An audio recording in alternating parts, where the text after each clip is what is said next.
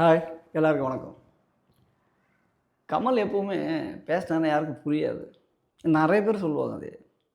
But நான் நினைப்பேன், okay புரியிற மாரி பேசுறாரோ இல்லையோ, பட் எனக்கு ஓரளவுக்கு 50% புரியும்.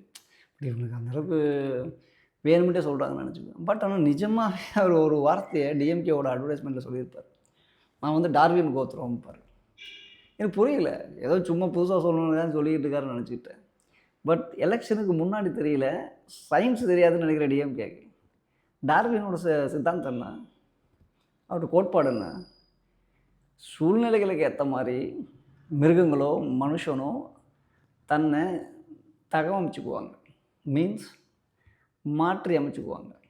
அதுக்கேத்த மாரி மாறி போய்க்குவாங்க. அது அந்த சூழ்நிலைக்கு ஏத்த மாரி மாறி போகிறது தான் அவருடைய கோட்பாடு.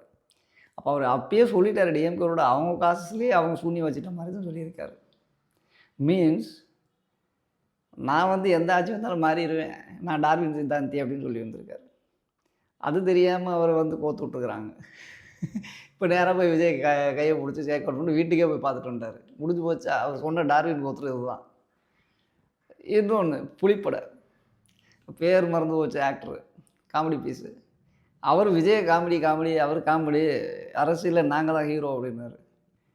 இவரு தான் காமெடி ஆக்டர். கடைசியில அரசியல்ல நாங்க தான் ஹீரோ. அவர் காமெடி. ஜனங்கள்லாம் ஓட்டு போட மாட்டாய்ங்க. வர்ற கூட்டம்லாம் ஓட் ஆகாதுன்னாரு. இன்றைக்கி அவரே உரசிட்டு நின்றுக்கிட்டு இருக்காரு. டெபாசிட்டு காலி. ஏன் அரசியல் எவ்வளோ சாக்கடைங்கிறது இவ்வளோ பார்த்தாலே தெரியுது. அதே மாதிரி டிஎம்கே ஏடிஎம்கே ஆரம்பிச்சதே எம்ஜிஆர் வந்து 53 வருஷத்துக்கு முன்னாடி டிஎம்கே அப்போசிட்டில் தான் ஆரம்பித்தார். இத்தனை வருஷமும் எது ரொம்ப தூரமாக இருந்தவங்க இன்றைக்கி ஒன்று சேர்றாங்க. ஏன் விஜய் வந்துடக்கூடாது?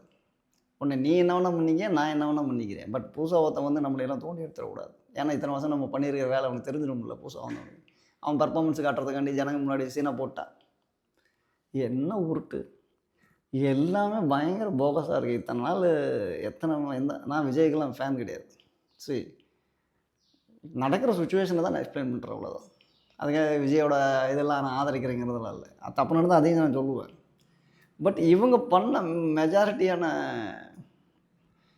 தப்பெல்லாம் வெளியே வர ஆரம்பிச்சிருச்சு.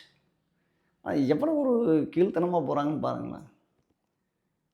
இவங்க ஒரு கோத்திரங்கிறான், அவன் ஒரு கோத்திரம். என்ன இதெல்லாம் எல்லாமே ஜாதி கட்சி தான் சொல்லப்போனால். அதனால் உங்களோட கோத்திரம்னா நீங்கள் கமெண்ட் பண்ணுங்கள்.